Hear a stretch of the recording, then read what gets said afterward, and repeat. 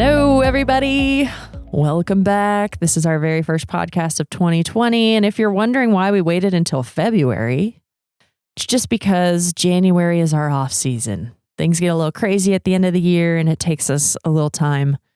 And we just made that up this year because we just started podcasting last year. So that's our new thing. You know how like sitcoms and TV shows have like their off season?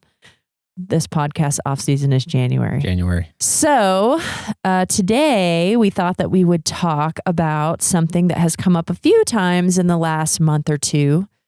And we thought it was worth podcasting about. So why QA, quality assurance, quality engineering, quality testing? Why does it matter? When should you do it?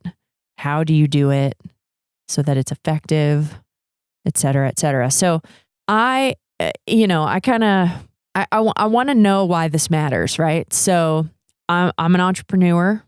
I know everything there is to know about my software, hardware, et cetera, insert product name here. And I looked it over and I think it's great. So what's the deal? Okay. Why QA? Well, give it to your customers. Go ahead and put it out. My customers think exactly like me. And no, I'm saying actually put it in their hands and wait for the onslaught of complaints. This button doesn't work. Or I click this button after this button.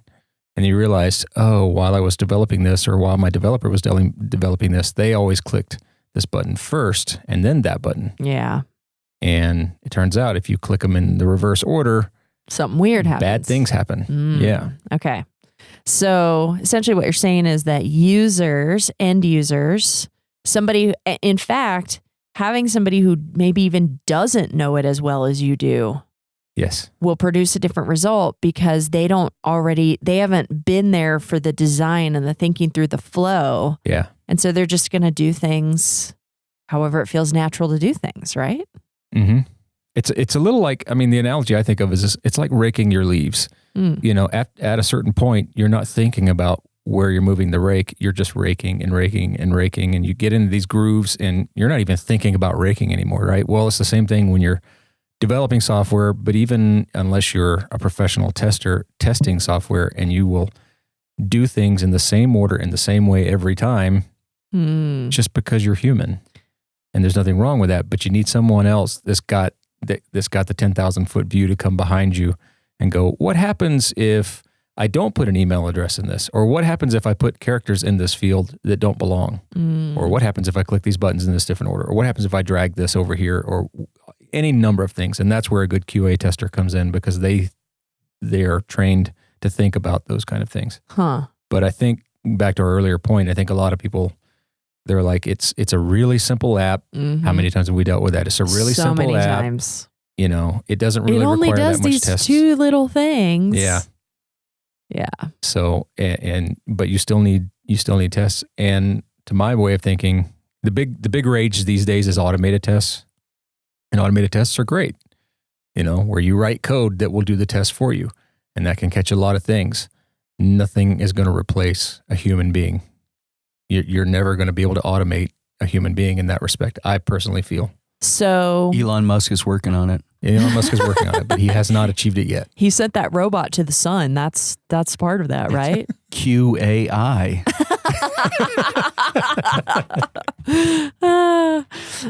Okay, so that's a good point. So there is such thing as automated testing. When is that useful?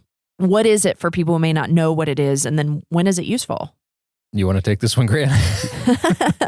Do you write code that calls your code in different ways? Unit testing does it in one way where it strips down to the bare essentials and tries to call specific functions and things within your code.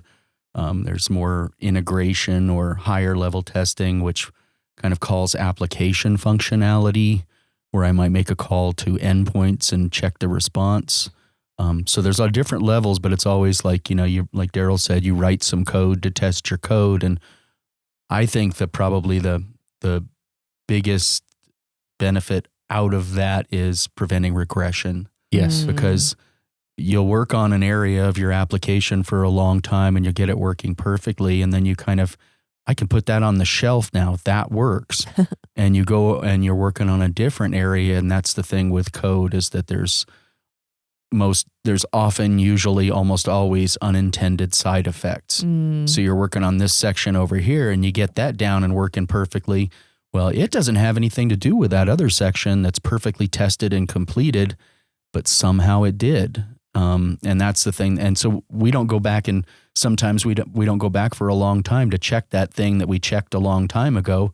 And I've done this where I've gone back and something that was working for a long time doesn't work anymore. And I realize that hasn't worked now for 3 weeks because I made this change to this other thing.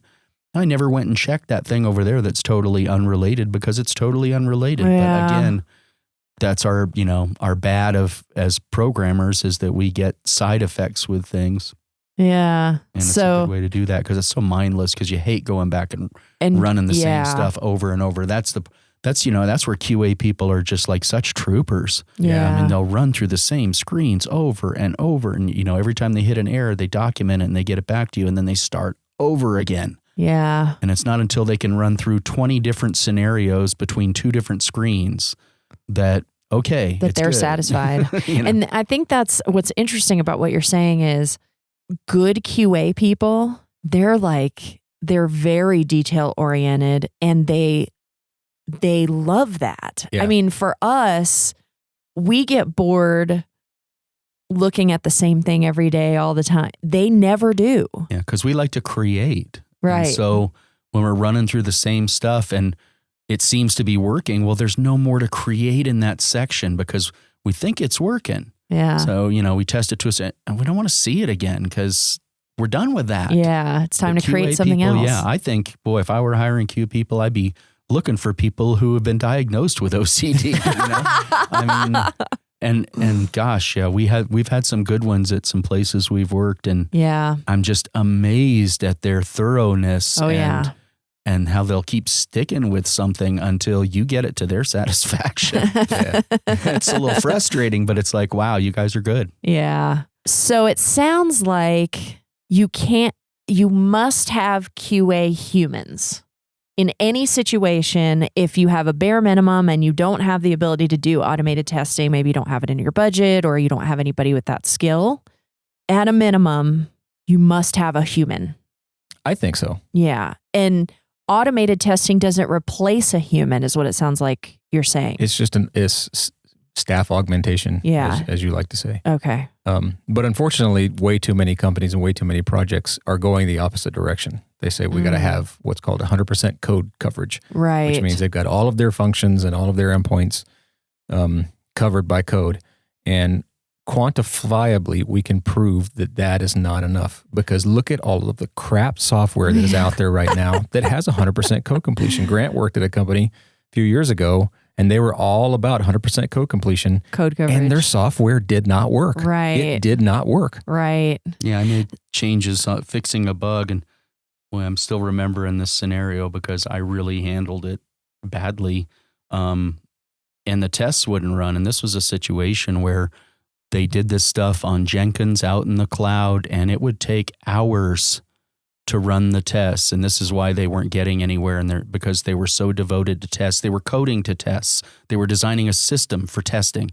And I don't care if you think that's good, it's wrong, because it was a pile of crap. Their system was a pile of crap. So what were they testing? But the thing was, I couldn't get it to pass some tests. Well, we came to discover that the test was written wrong all along by the guy who'd been there for 10 years, and he's over playing ping pong while I'm fixing his test. Oh, geez. So that I can get out of there by 6 p.m. because I have to fix his tests so that I can actually get my bug fixed. Yeah. And this is where it's like, that guy should have been reprimanded. I mean, the whole team should have been called in, actually. I should have called the whole team in and said, what are you testing? Yeah. Your tests aren't even right. Yeah. I mean, it takes skill to write automated tests, because these tools, Jasmine, Mocha, I'm getting mad. There's so many of them.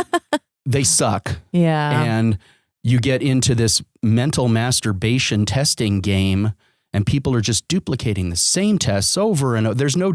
That's the thing, is there's no planning in these things. A lot of times it's up to the developer to write the tests. And, I found where, we're testing the same clicks for various screens in 70 tests.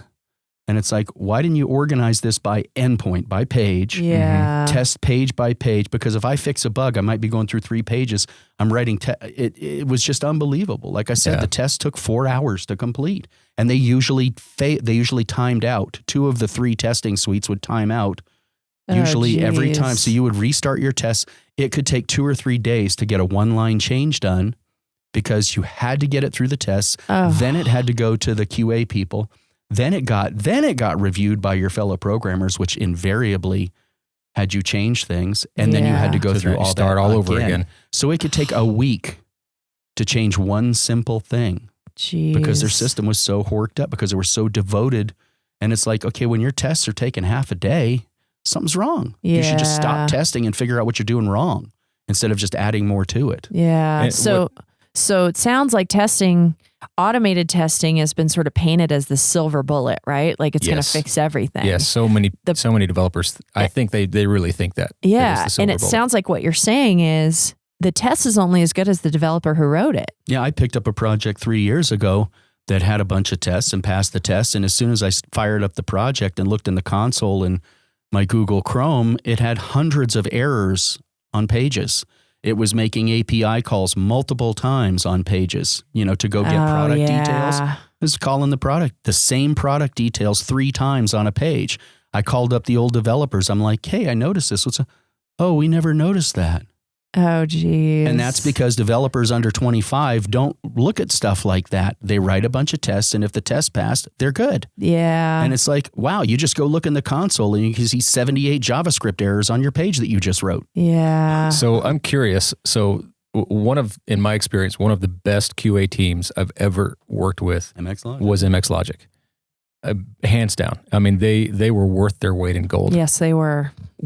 Did they go into the level? I don't remember because they really got started right before I left. So did they go into the level of detail of pointing out, hey, you're making the same API call 3 times?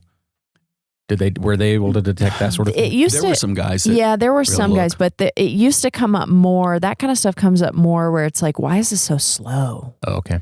And you could just feel like it just, this should be faster than this. Yeah. And that's usually how would bring that up. Yeah, right? they like, would bring so this is slow. All this of a is sudden, slow, and it's why. like, oh well, we'd go in and look and be like, this call is getting made 6 times. Like, why are we doing that? But as developers, I mean, this is why I kind of bristle when they console log. That's caveman debugging. Print. You know what? Kernighan or Ritchie, one of those guys, when he wrote Pragmatic Programmer, the best debugging is print statements. He said so. He said line by line debugger so that you're stepping through, you get lost in what you're doing. Yep. And you forget where you came from or what your scope is. You went up and down and up and down a call stack. Yep. But with a print statement, you see it show up 6 times. Everything that happened when you look at it. Yep. I personally like step debuggers, but I 100% agree.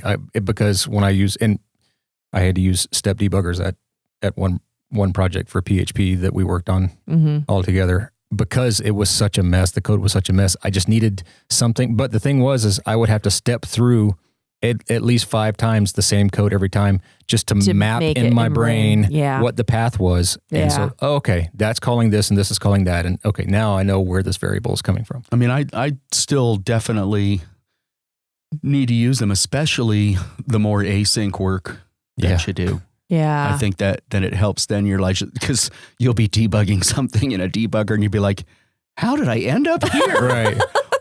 Wait a minute. It just called into this function. That's what?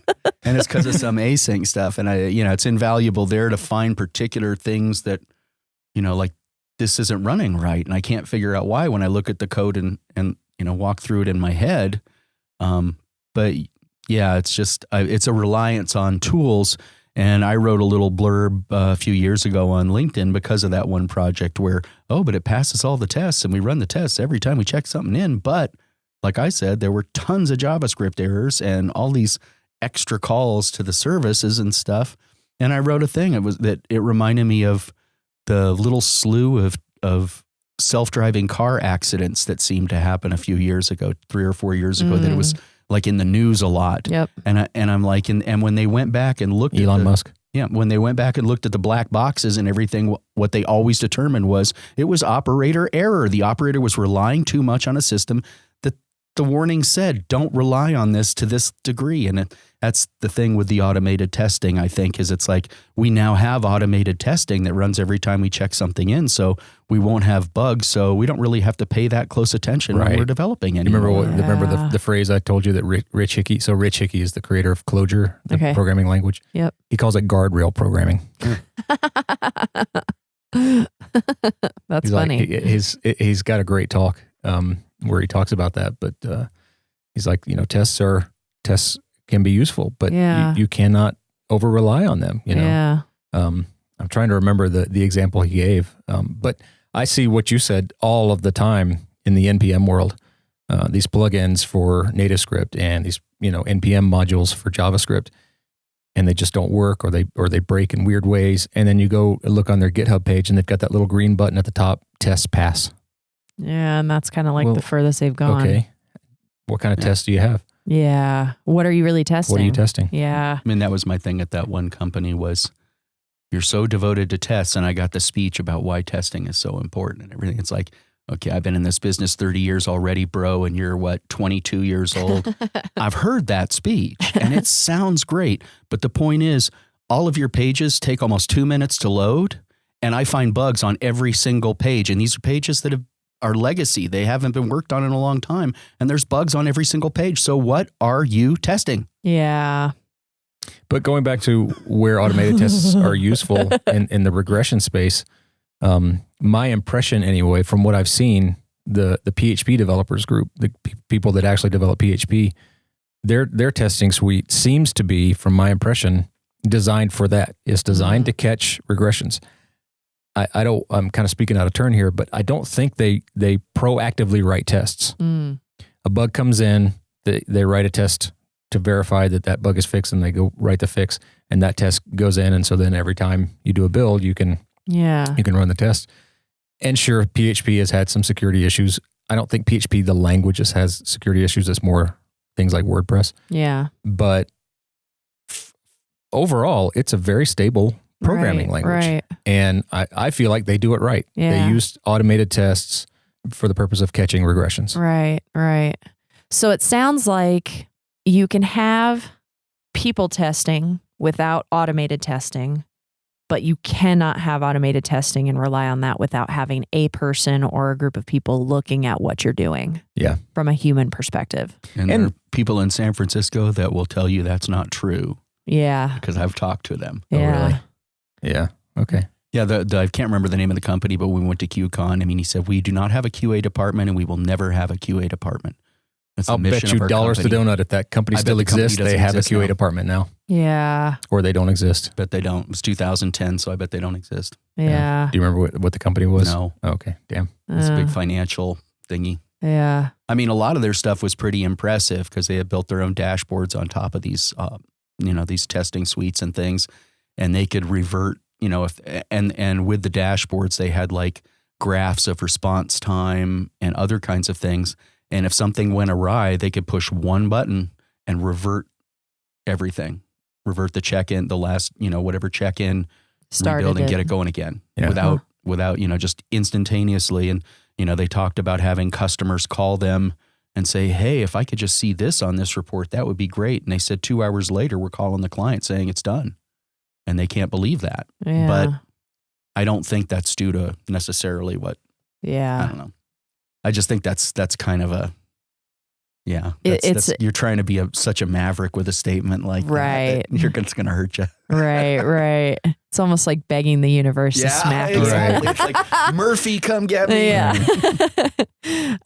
Okay, so we talked a little bit about, Grant says, look for people who maybe have an OCD diagnosis. What are the characteristics of a good quality engineer, quality assurance, a tester? What are you looking for, and how do you know? To me, how much can they bench? How much can they bench? How much you bench? How much you bench? I harp on this all the time with everybody. It never works. They never listen to me, but I harp on it anyway. If I can't reproduce the bug, I can't fix it. Yes. And so the quality, and this goes back to the attention to detail, Yes. the quality of a good QA tester is the ability to describe exactly what they did in minute detail Yeah. almost assuming that you're the dumbest person on the earth. Right. When they describe this bug, because oftentimes other people, when they describe a bug, will leave out things that they think that's just obvious. Of course, you go to the login page. Well, that may be significant. Yeah, it could be that something in the login, like I already have a cookie in a session, and so I bypass the whole brand new login flow, and that's where the problem originates. Right. And I actually had that happen one time at a company, and this was with a QA person who was otherwise unbelievably good. Yeah. This was one of those worth their weight in gold. Yeah. But and I can't remember her name now, but she wrote this bug report. I would repeat it to the T, and I could not replicate it. Yeah. I kept going back and forth. She's like, and so finally I walked over to her desk and I said, just do it. And sure enough, she did something that she didn't put in her bug report. Yeah. And that made all the difference. Then I could reproduce the bug. That reminds me of one of my favorite little things is when somebody would come to me for, this isn't working. Well, what did you change? Oh, I didn't change anything. And you come over and they walk through and you observe the whole thing and you're like, well, what's that there? Oh, well, I changed that, but that wouldn't cause it. And you're like, that's exactly what caused this. How many times that's happened to me where I didn't change anything. And then you spot something. Oh, well, I did change that, but that wouldn't have anything to do with this. And then you should walk through and show them how that's exactly what caused. Oh. and you're just like, why didn't you just tell me up front what you changed? And to me, that's really significant. That's why you want a QA department. Yes. Because if you don't have a QA department, it's like I told someone recently, you are using your customers as QA testers, and they are not qualified to do that because the way they give back a bug report is going to be cancel or I did this, one step I did this and it broke. Yes. And they're not going to be able to give you that level of detail. Right. And the other problem with that is if your customers are the first time that anybody's doing QA on your product, you're going to lose customers. Customers have a very low tolerance. The average casual user, which most companies thrive on the average casual user. Right. The average casual user has a very low or no tolerance for helping you fix your broken shit. Right. Because, you're probably not the only one out there. So when they open up your app and it doesn't work and they can't log in or blah, blah, blah, or they can't do what they need to do. Or they keep seeing these weird things and it's getting in the way of what they're trying to do. They're uninstalling that app and they're going to the next one. Forget it. Yeah, not worth it. We all know that because we've all done it. Yep. There's always a competitor out there. So. Yep. And I like the QA people. I'm sorry. No, go ahead. Go ahead. But there are some that are really good at catching stuff and they kind of see it as like them against the developer. Yeah. Where they're like trying to find everything you could have screwed up on. It's very adversarial. Yeah, and you kind of, because then they do come to places where you're like, that's not really a bug. Well, I don't like the way it worked. Sorry. Yeah. But several people, and again, the MX Logic team was just, they were phenomenal. They're like the Olympics. Yeah.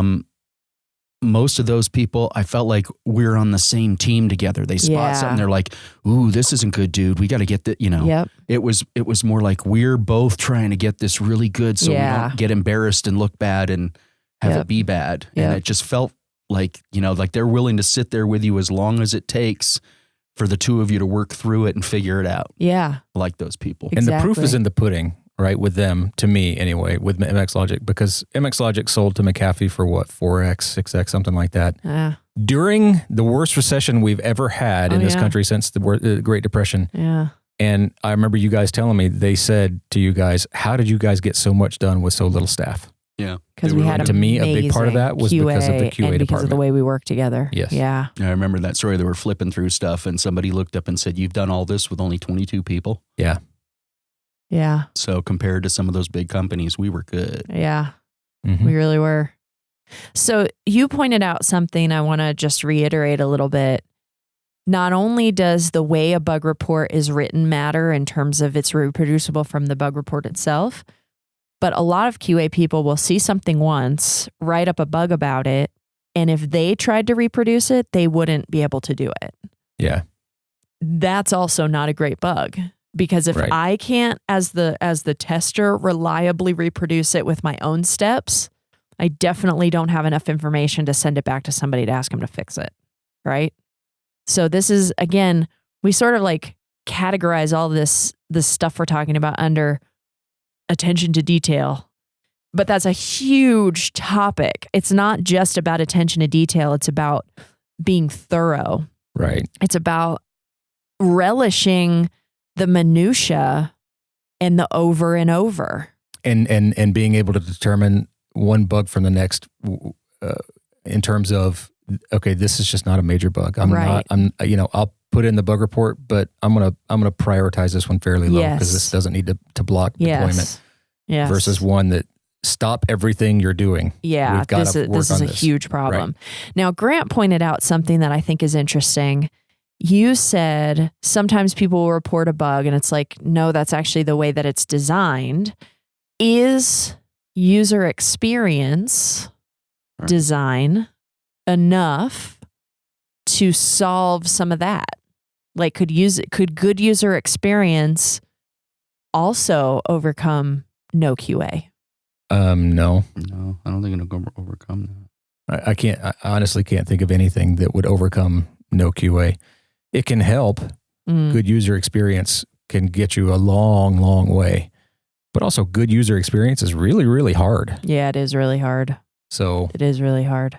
And there's sometimes I'm pretty sure that we had projects where when the QA person went to check something in the project and they didn't like the way it worked, or it was confusing, or because of the way it worked, it allowed them to screw up a little bit too much. They would bring that feedback because in a real agile development thing, we've got a dedicated QA person or two on the project, and they'd come to the stand up and they'd bring that up with the product owner and say, I'm finding that this blah blah blah, and the product owner take that feedback and say, well, the QA person's a user. It's it's important feedback. So and I've seen people adjust how I've seen the whole team say, you're right. The more we look at this, it looked good on paper, but it's not working. And so that's, that's good too, is the QA team can do more than just say you did or you didn't do what you said you were going to do at the beginning of the iteration.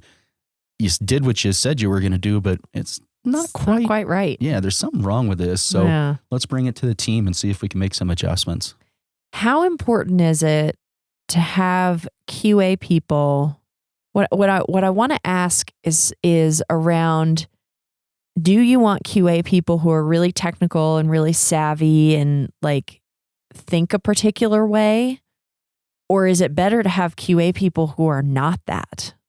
Do you know what I'm saying? Like I do. And from a user experience perspective, from a how does this function perspective, from a, how involved should QA be in the planning part of this?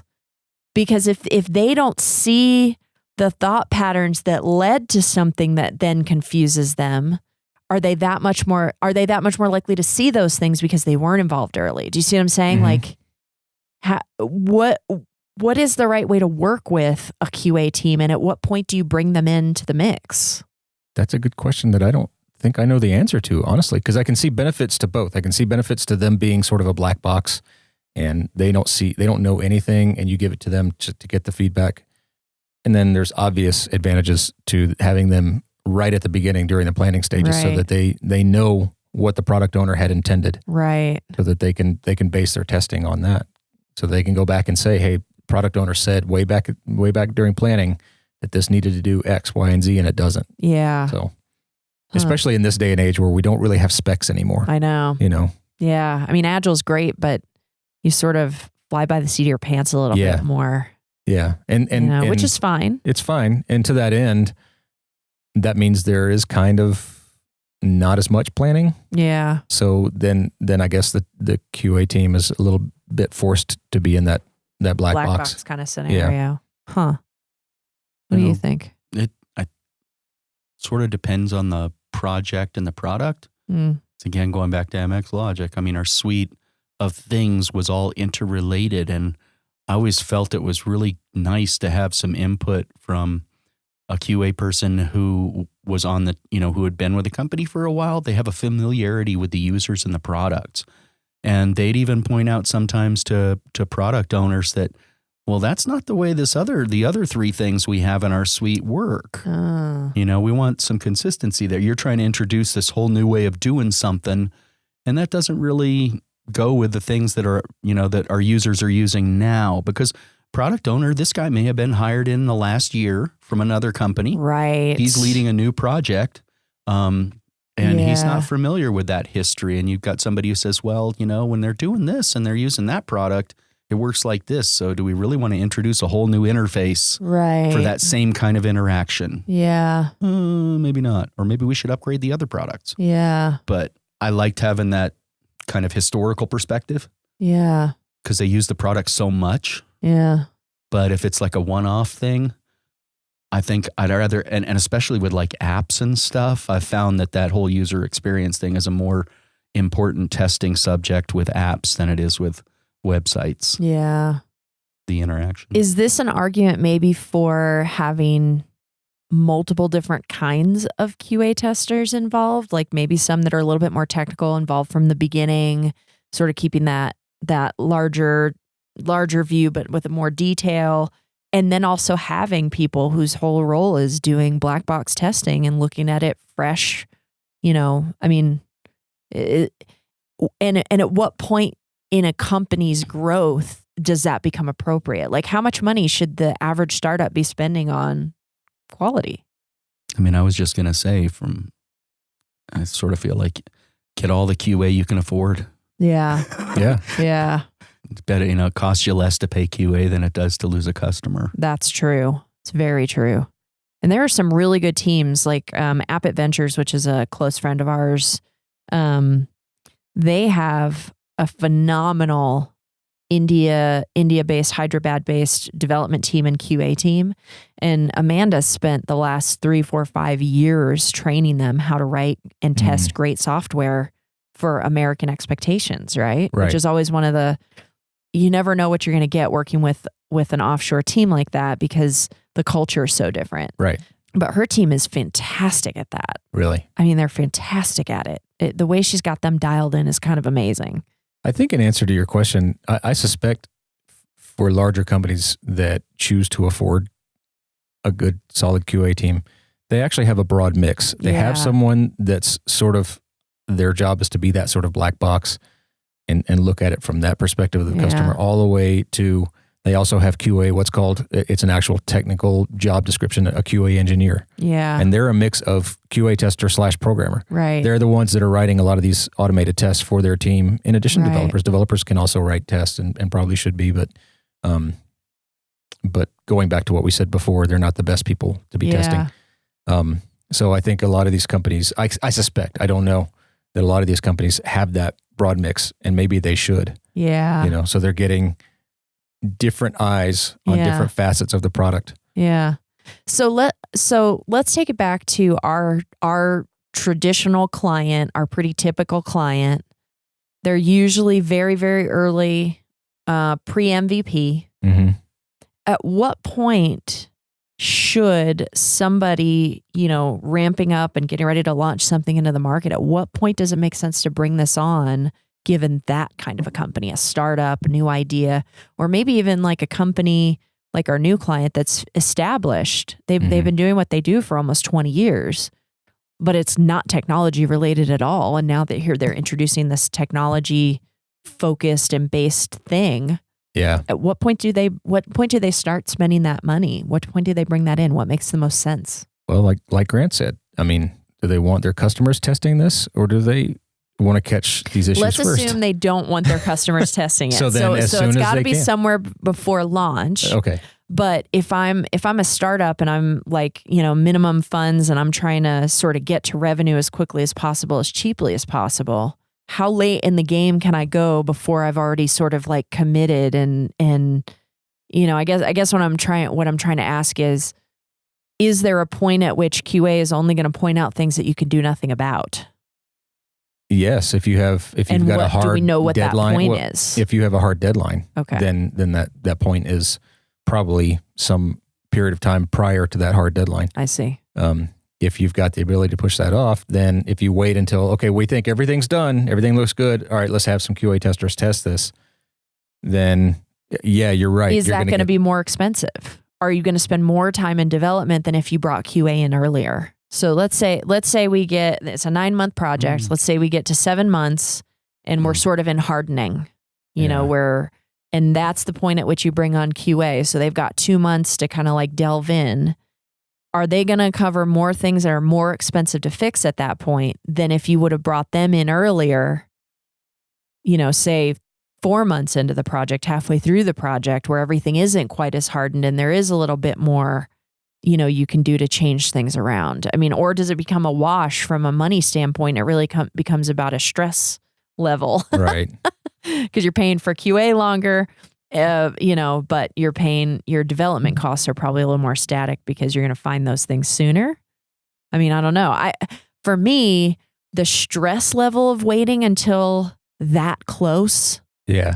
I mean, we had a product launch and an app launch the end of December, like right around the holidays. That was super stressful. And not because of the holidays, but because it literally had our 3 eyes on it. That was it.